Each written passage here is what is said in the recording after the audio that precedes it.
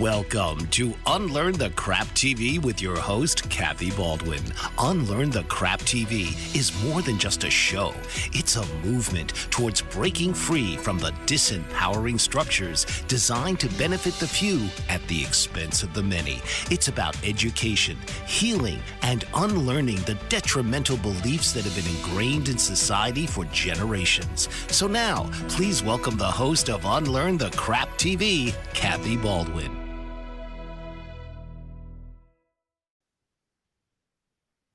Hi, and welcome to today's episode of Unlearn the Crap. Today, I have an amazing guest. Today, I am so excited to introduce you to Cassandra Love Lambert. She is a part of multiple stages of my world. Her and I have immediately become friends, even though she is a little bit younger than me. We have so many things in common, more than just the fact that we're both wearing pink today. I chose to wear pink today in honor of Cassandra. We are going to talk about women and trauma and what it takes to really unlearn your crap and step into the best version of yourself. Because you know that at Unlearn the Crap, I am here talking about how we are all being called to rise up, to level up to the best versions of ourselves. And we can't do that when we're carrying our past crap. Welcome, Cassandra. I am so happy to have you here. Oh, thank you so much. And what a great introduction. I'm so grateful to be here and honored. And I'm so glad we've gotten to become close friends. I agree. That's what the beauty of when we unlearn our crap and we step into our zone of genius. We align with people that fill our heart and our soul, and we recognize that person through the energy. Yeah. It's definitely the energy. Yeah. And just feeling safe in their presence. That's like part of it, right? Yeah. Absolutely. Cassandra, before we get started, I did not do a big introduction into who you are. Would you mind just telling the audience who's watching who you are and why you are such an expert on women's empowerment? Yeah. So my name is Cassandra Love Lambert, also known as C-Love, which is my artist name. I will always be an artist first. It's my soul. And I've been on this journey for healing from trauma for 2 decades. I know I don't look that old. I am that old. And it all started because of being sexually abused in childhood and also navigating life with a very emotionally unavailable parent, my mom. I actually think that having a mom that wasn't emotionally available made the traumatic experience of being sexually abused worse, because it would reinforce the like not good enough or not feeling worthy or what's wrong with me or feeling like damaged goods, because I wasn't getting the love that I needed. And I also witnessed my mom in and out of abusive relationships. And so, of course, as I got older, what did I do? I ended up in abusive relationships all through my 20s. One of them broke my thumb, would throw my homework from the Fashion Institute on the floor in the middle of downtown San Francisco. And I was either going to self-destruct because I couldn't get out of this thing called life or hell that I felt trapped in, or I needed to find a way out. And that's kind of like where Tony Robbins and his infomercial came in. Back when like those were more popular, it spoke to me and it got me to read his book. And then that led me to a Meisner acting class, which really woke me up to the present moment, because before that I was just in autopilot and survival.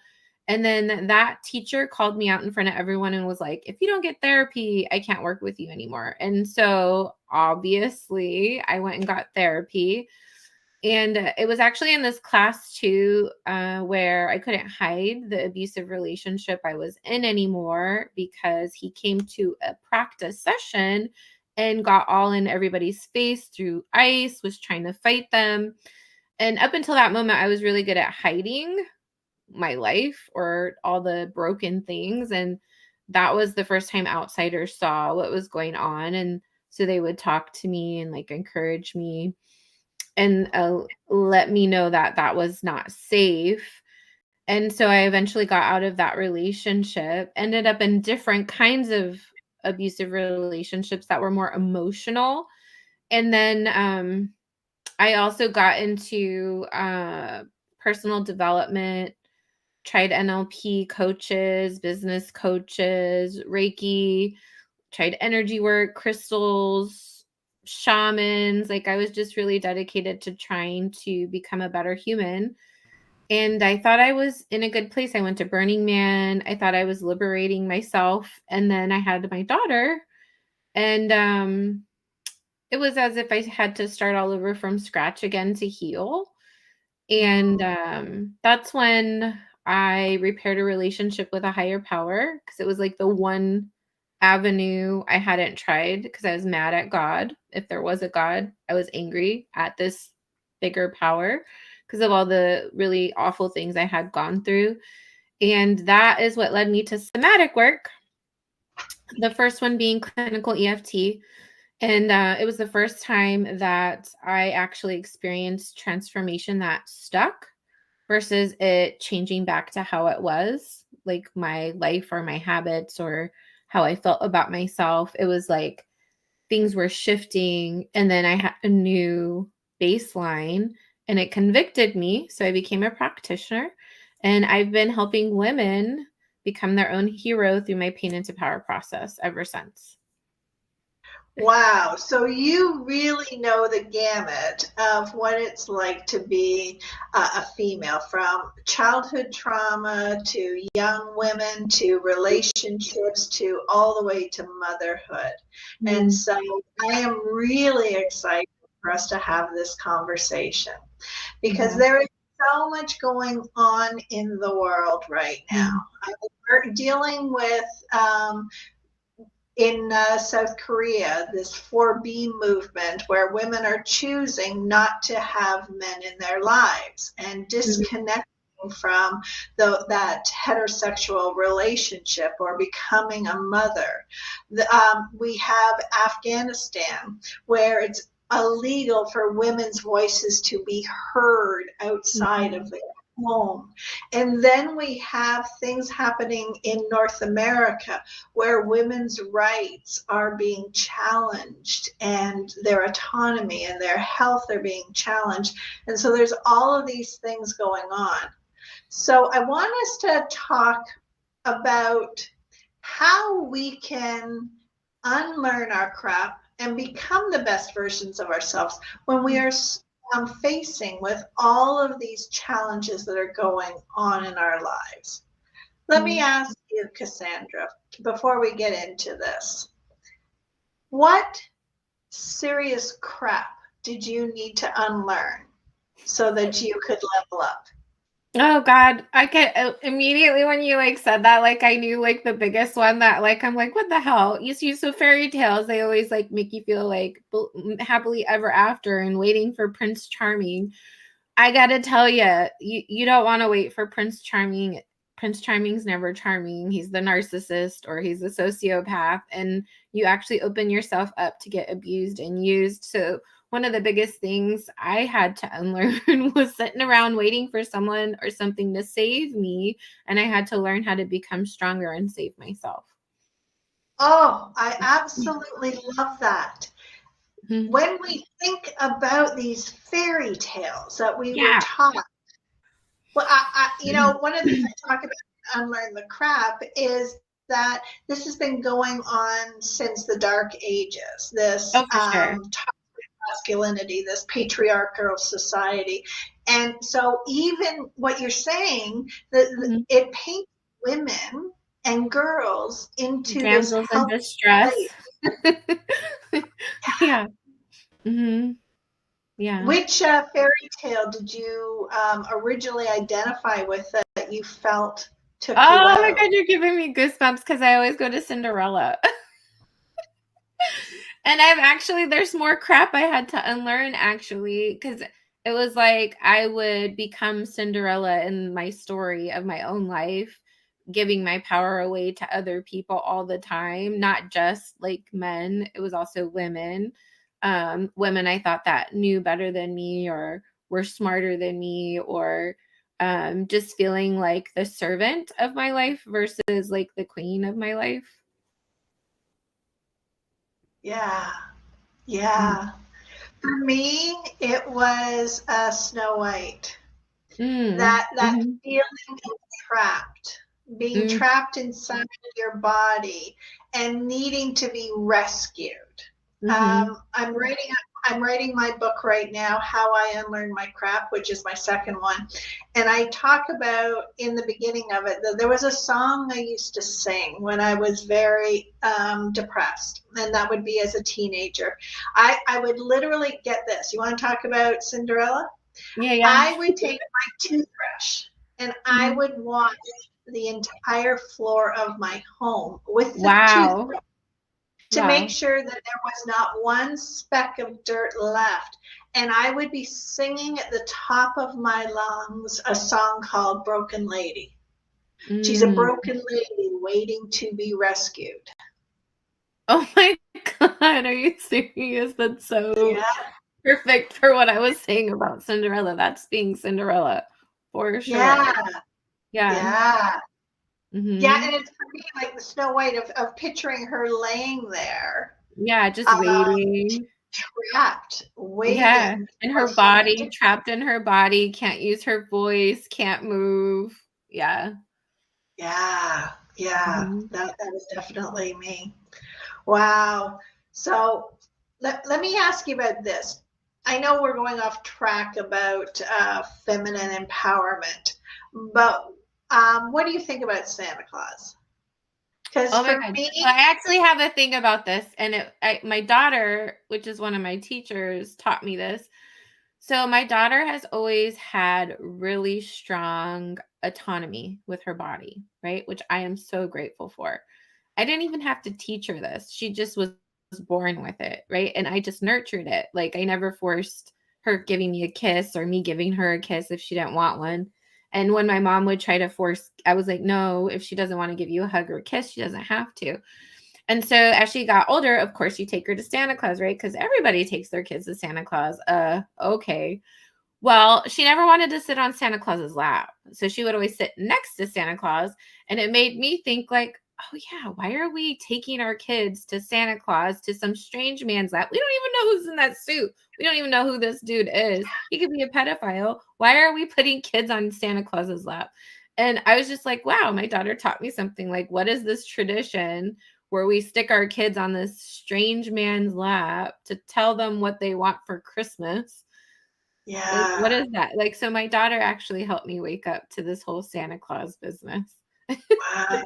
Because I never ever thought about that because for me, what Santa Claus was when I was young, I would be arguing that Santa Claus was a spirit. It was um, giving love unconditionally, which was one of the crap I needed to unlearn. That it was selfless to give with nothing in return, and so I Mm. would argue this point like it was a massive virtue. But the other part for me with Santa Claus was you better be good because you're Oh, being yeah, or else, watched. yeah, you're gonna get Yeah, punished or you're gonna get coal. Yeah. That's almost like the way people use God too. They make God seem like that too. Like, if you don't do this, I'm gonna take away my love or my care. And I've learned that the creator is bigger than that version for sure. yeah, yeah. Some of the things that we needed to unlearn because it was built systematically into our For culture. And control. Yeah, for yeah, control. Mhm. control and fear of abandonment and fear Mhm. of judgment and And this not performative. belonging, right? Fear of not belonging. Yeah. Oh my goodness, I cannot wait to continue this conversation, but we have to take a quick little break. So for those of you who are watching, don't forget to subscribe and like, comment.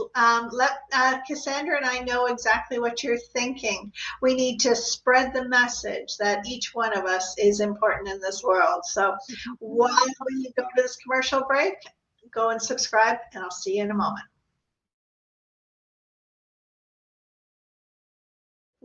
Welcome back. I love watching you dance. Yeah. So, Cassandra, Unlearn the Crap is about unlearning the traumas, unlearning the beliefs. And so, in your introduction, you were talking about some of the modalities that you use. And so, I love the fact that you were not talking about pills, because I always talk about our medical system gives pills and platitudes. But you were equating energy healing, which is so important. It goes so along the lines of what I believe in here at Unlearn the Crap, that we are interconnected, interrelated beings. For those who don't understand, would you explain what EFT and these other modalities are and how they work? Yeah, so EFT is emotional freedom techniques, and it's really a combination of modalities. This is why it's actually my number one go-to, is because it's not just one modality, it's actually a combination of modalities. So you got a little bit of exposure therapy in it. You have a little bit of neural linguistic programming in it, especially with like the languaging and reframing. You have acupressure involved in it. And you also have like visualization and somatic. So it's a very somatic tool, because you're tuning into your body the entire time, and you're tapping on your points, right? And you're saying certain phrases, and you do setup statements and all of that. But it really gets you to tune into what you're feeling in your body when you think of something, whether past, present, future. And so you get to really like release those reactions that are happening in your body that might be preventing you from moving forward in whatever it is. But also, it helps you balance your nervous system. So it cuts off the signal to your fight or flight part of your brain, which means it also stops your body from pumping out that cortisol, which is amping you up with anxiety or fear or panic. And then it also activates the vagus nerve. So it helps bring relaxation or remind your body that you can relax. And so it really can support you in regulating your nervous system or your emotions. And it's a really powerful self-soothing modality. So you don't always have to be with a practitioner. You can actually use it on your own day to day. So to me, it's a tool that everyone needs in their toolbox for that alone. And then one of my other favorites is Brainspotting. And Brainspotting is actually, if I want to use like simple terms or whatever, it was born from EMDR. And EMDR, and EMDR was originally created for war veterans. And then as they, did more research, they saw that war veterans and sexual abuse survivors had like similar damage to their brain.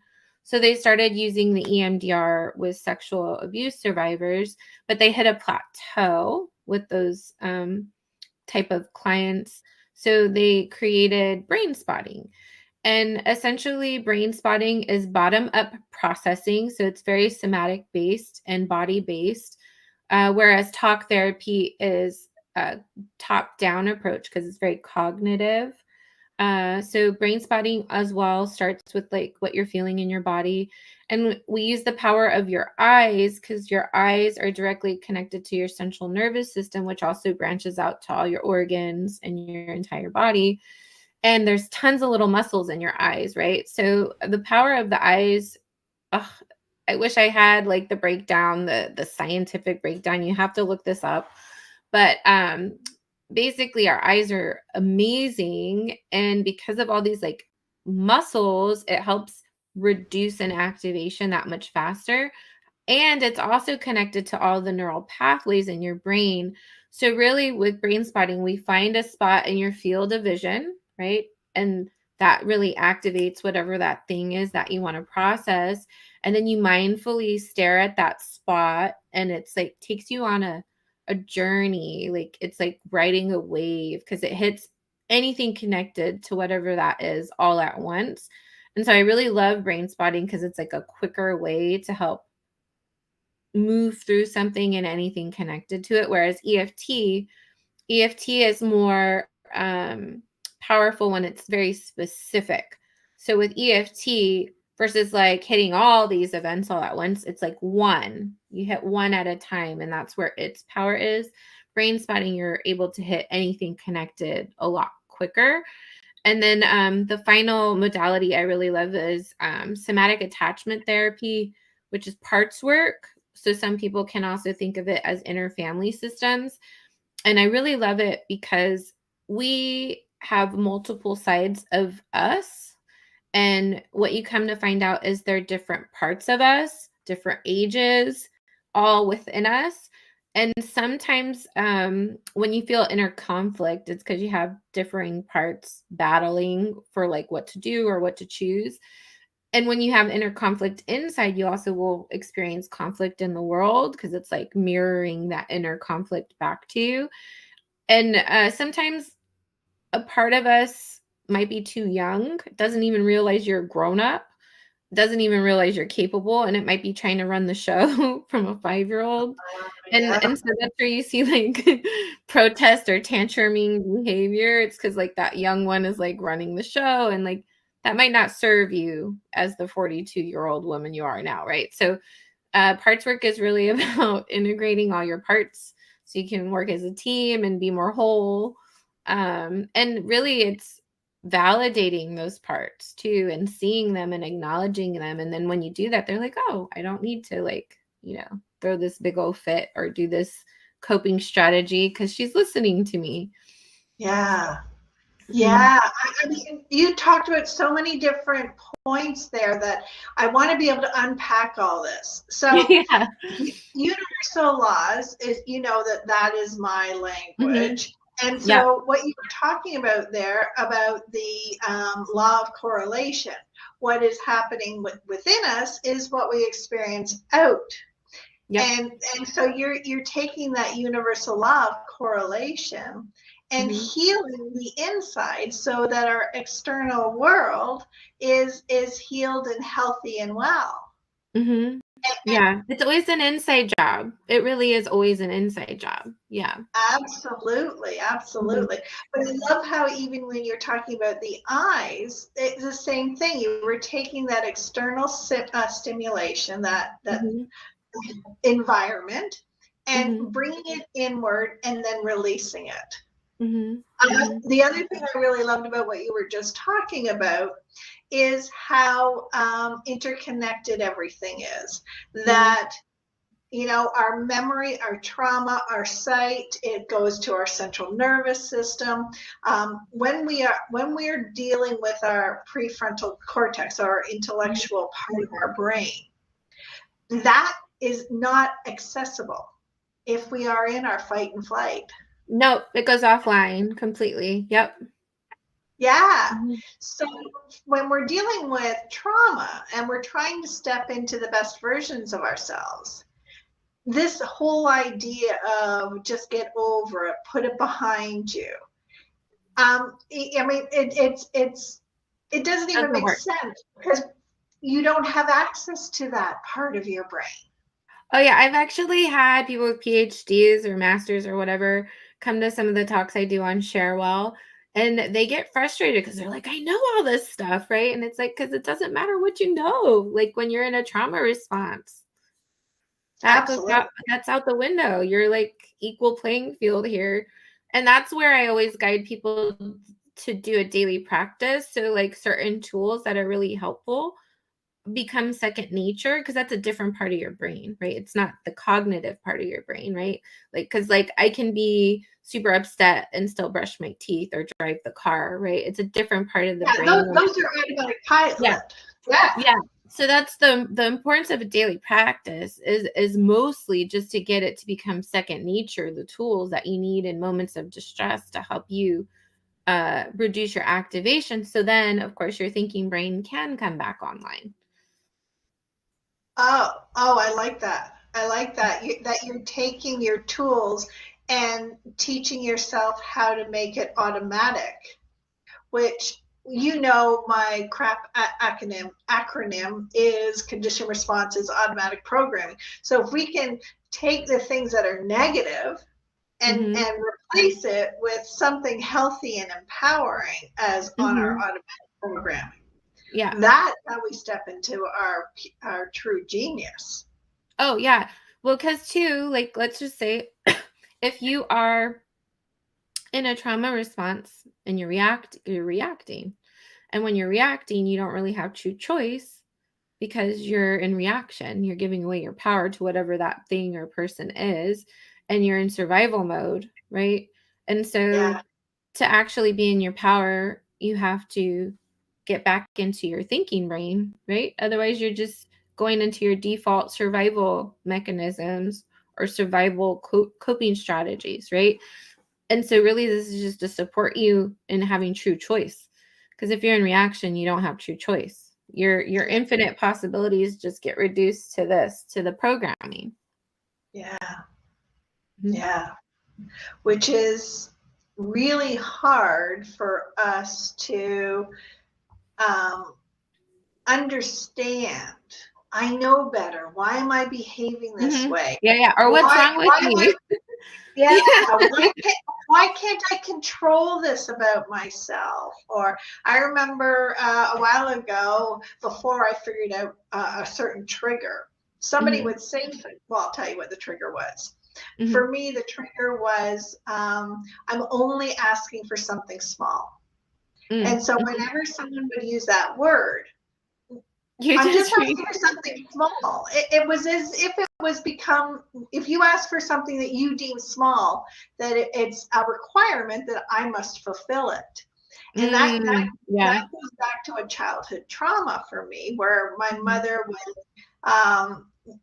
she would say things like, I come home from work, I'm so tired. All I ask is that the house be clean when I come home. Is that too much to ask? And so time I heard that, I was in a very vulnerable place. And I knew going in that I was in a vulnerable place. And so I thought I brought my basket of tools to help me get through it. Because it's like, okay, I know this is going to be hard, so I prepared. Someone said something to me like that, and I immediately started slamming doors and screaming and You reverted back to little Kathy. Yeah. With her mom. Like, I don't want to, that's not my job. I'm not the adult here. You do it. I absolutely love how you explained how this energetic healing. And so I want to have a more deeper conversation on that, but we'll have to do that when we come back from this commercial break. We'll be right back.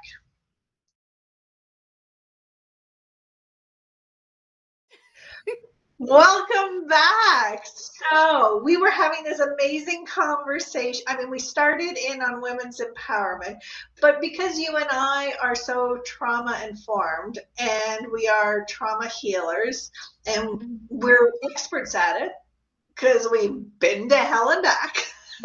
Yeah, gotta walk through the hell, man, to get through it. Absolutely.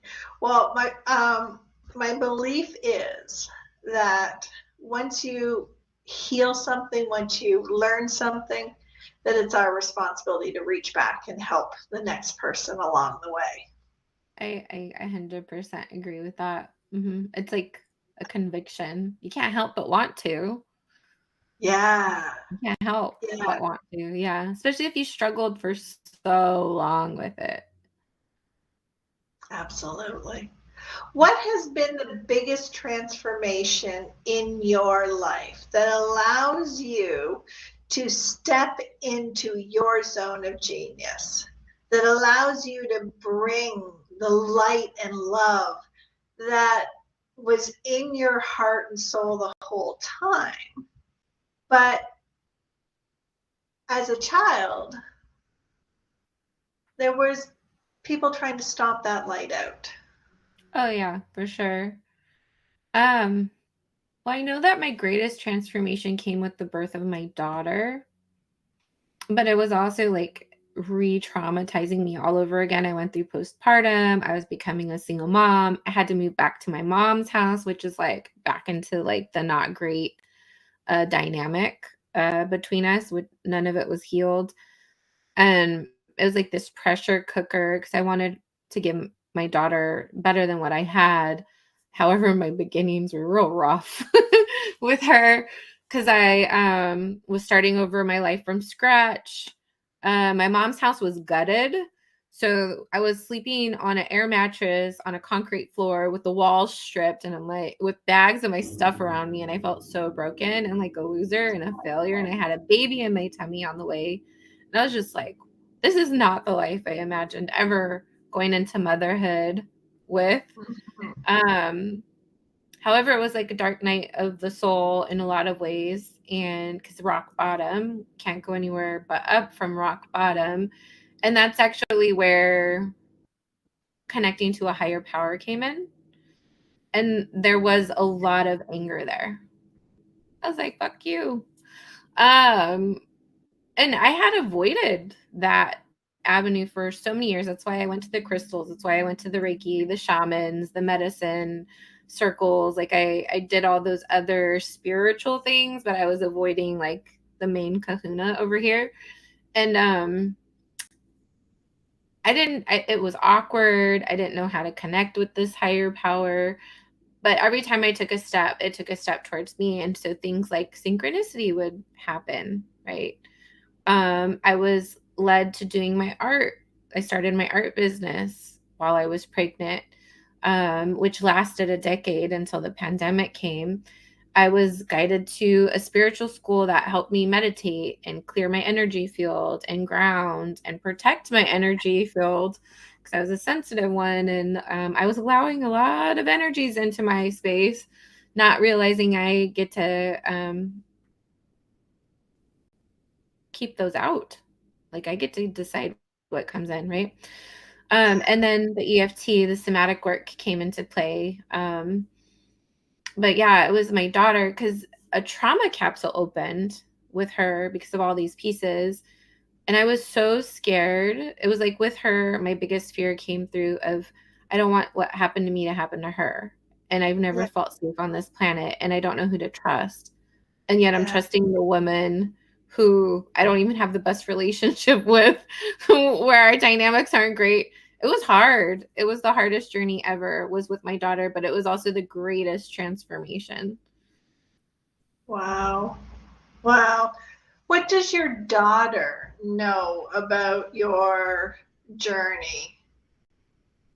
Yeah, I share as much as I can as her little brain is growing. She knows that I was abused and she knows it was sexual abuse and she kind of has an idea of what she doesn't know all the details, but she knows about like inappropriate touch.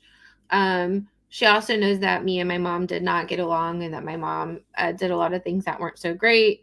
She also witnesses that we're cordial with each other. It's not the super closest mom daughter relationship and it has a lot of things that are still not 100% healthy, but she gets to witness at least like we're not fighting in her face or anything like that. Mostly because my mom is a better grandma than she was a mom. So I'll give her that for sure. And my daughter, that was like, because she only had me as a single mom. So that was almost like another parent to her as she was growing up, was my mom. Yeah. 'Cause my mom was the caretaker or my babysitter. Because it was like, it's so interesting trauma, right? Like, it causes you to stay with what's familiar Yeah. because that feels safer than something that might appear to be healthier, but it's unknown. And so like my whole traumatic background actually kept me very close with my mom on this journey of being a single mom, because that at least was the crazy I knew versus like this unknown that might have been healthier of other people. So that's the impact of trauma, right? Well, just for everyone to understand, our brains are wired to be able to predict what's going to happen. And so when we create stories and we create sense of the crazy living and the trauma that we're living in, at least now the brain can come off of its central nervous system into the sympathetic, because it makes sense of its environment. Because our brain doesn't care if we're happy, it doesn't care if we're healthy, it doesn't care if we're well. All it cares about is that you're alive, and it can predict that it can keep you alive. Yeah. And if the healthy thing might be healthy logically, but like that part of your brain is like, I don't know what that is. That's scarier to me than this. At least I know this, right? So Absolutely. so that was actually the hardest.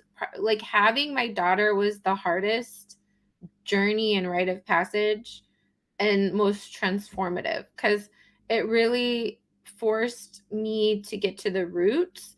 Whereas before, I feel like things that I did just was like surface, feel like make you feel better in the moment. Like I really started to find things that got to roots and really like started clearing that stuff out and processing it. And EFT was a huge part of that. Yeah, and that's the main thing that I am so passionate about, is pills and platitudes, or even the medicine circles can count as pills and whatever, right? Because it's like, oh yeah, it's a great thing to go do this like medicine circle or whatever with a shaman, but like that's not actually gonna like clear out the roots and transform the trauma. Yeah. And we have to get to the root cause. We have to.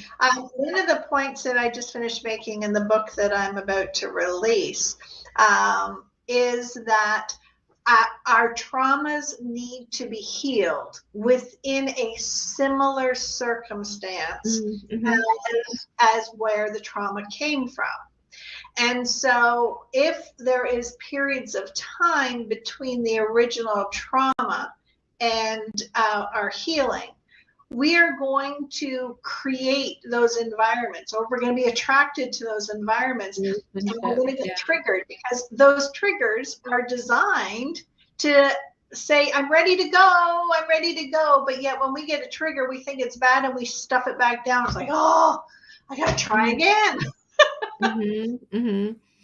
Yeah, that also goes to like how we'll end up in relationships like where we're dating our mom or our dad over and over again, because it's like trying to work out that relationship. Absolutely. We're going to finish up this conversation because we're getting really into the juice of it when we come back from this commercial break. We'll be right back. Don't forget to subscribe and like.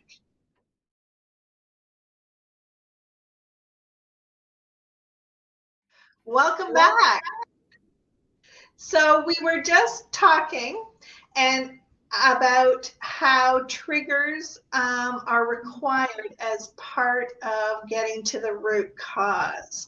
And you brought an amazing example, which is we bring these relationships in that need to be part of our healing journey, right? So when people say, I married the same person over and over again. Well, there's no point in us leaving, unless it's a massive, toxic, dangerous environment, until we do that work, right? Yeah, there's just some things you can't get to without that external push or pressure or trigger. You can do so much healing work on your own as a single person, but eventually when you do decide to get into a relationship, there's going to be a whole plethora of other things that come to the surface, and that's part of the journey of relationship. Yeah, absolutely. I truly believe that my example is the champagne bubble. And I'm thinking Mhm. about it because of how sparkly and gorgeous you are right now. Mhm. But those bubbles, they're trapped down.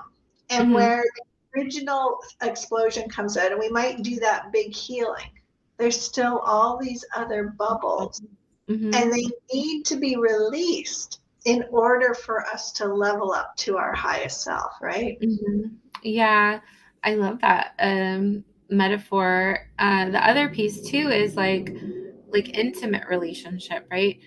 The bond in an intimate relationship, intimate romantic relationship is just as close, if not closer, than a mom to a baby.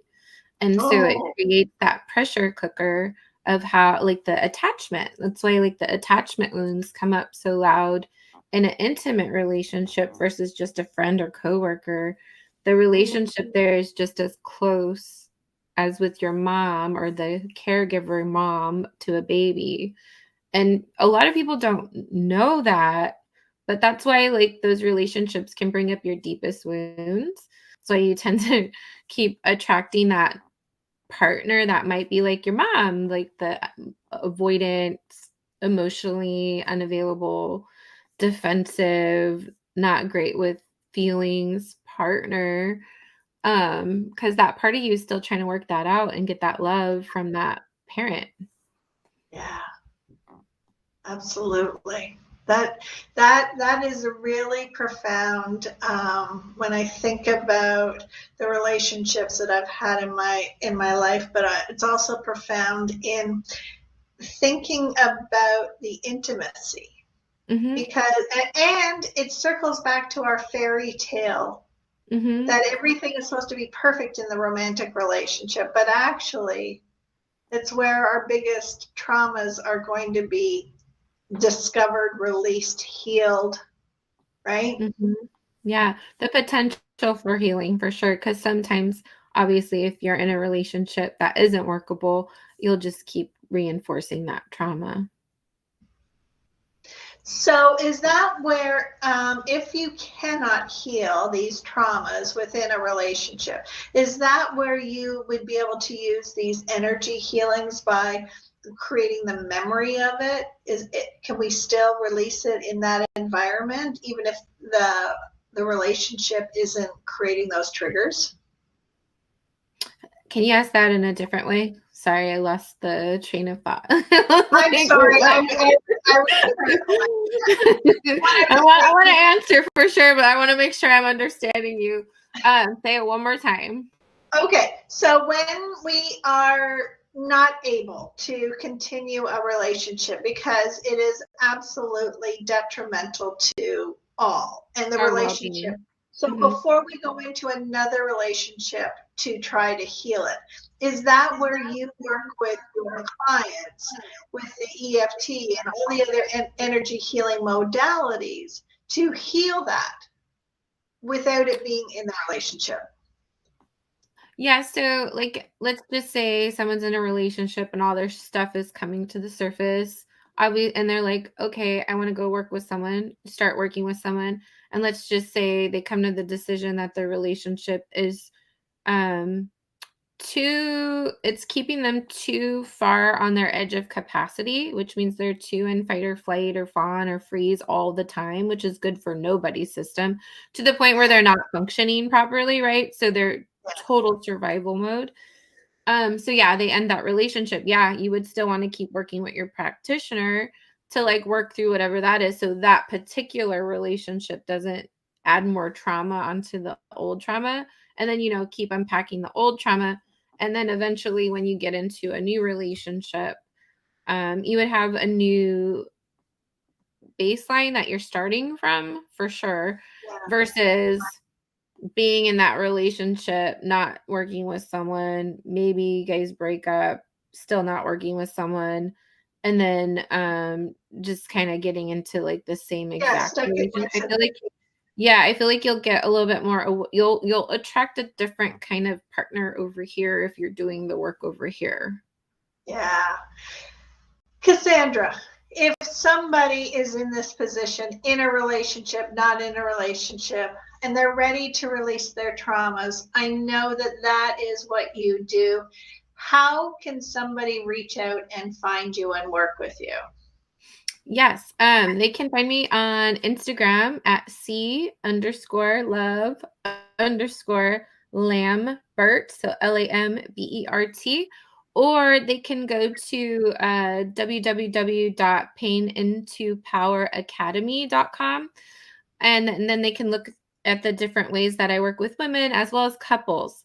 Because what I've found is in couples, if only one person is getting the work done and getting the tools and getting on the daily practice, there's a huge gap in the relationship, and then they can grow apart. Wow. Well, I want to thank you so much for this time. I can't believe how fast this has gone. We have gone from social, political issues affecting women to traumas, to motherhood, to relationships, and everything in between. So I know that we have touched on topics that are really affecting people. So thank you so very much for being here. Yeah, thank you for having me. And I encourage everyone to unlearn your crap so that you can level up, knowing that Cassandra is there to help you through that emotional trauma and that release.